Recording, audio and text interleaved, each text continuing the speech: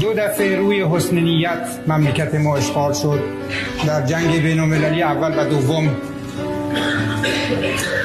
و چه ها ما کشیدیم از این اشغال. این دویی است که سه نخواهد شد.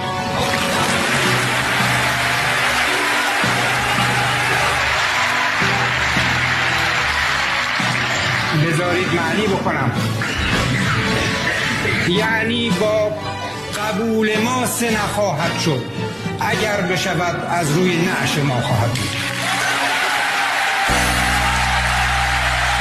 کارخانه 2 مرتبه ساخته می شود، منزل 2 مرتبه ساخته می شود، استقلال 2 مرتبه به دست نمی آید.